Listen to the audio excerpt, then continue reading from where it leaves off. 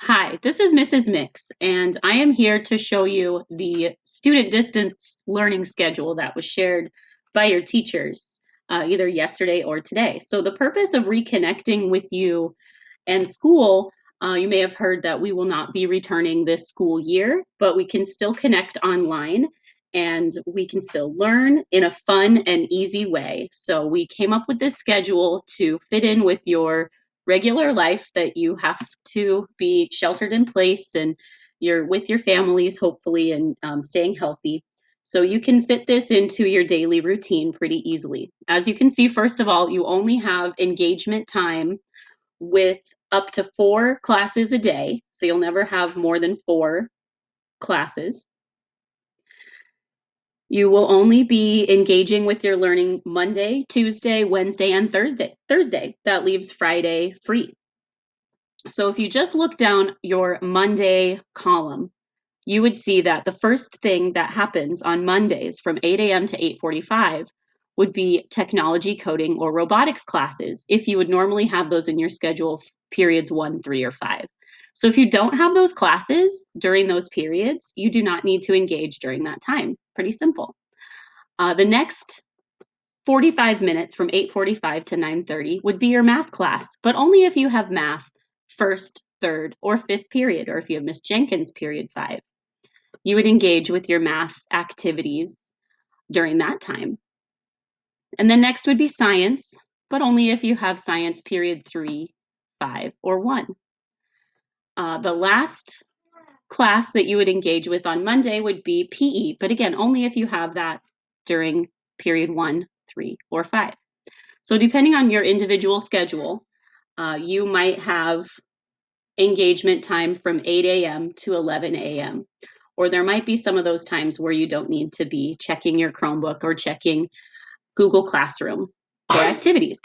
Don't forget to pick up lunch at Van Buren. That is going to be on Mondays and Wednesdays only going forward. So they'll give you several meals to get you through the week during those pickup times. So don't miss those on Mondays and Wednesdays, very important.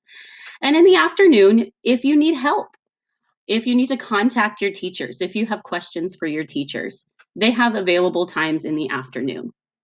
So you don't have to check in with your teachers unless you need to, or in case you just want to say hello if you're missing them, they're available for you during those times. Tuesday is similar if you have an elective class, band, Avid Excel, or broadcast during period 1, 3, and 5, then you can engage with those classes at 8 a.m. But if you don't, then sleep in that morning. If you have ELA during periods 1, 3, or 5, you would check in with your Google Classroom or check in with your teacher, check your email at 8:45. So going through Tuesday, the big classes are ELA and social studies, but if you do have ELD, there's a time for that also. If you don't have ELD, then you don't need to check in to anything during that time. You can have some free time.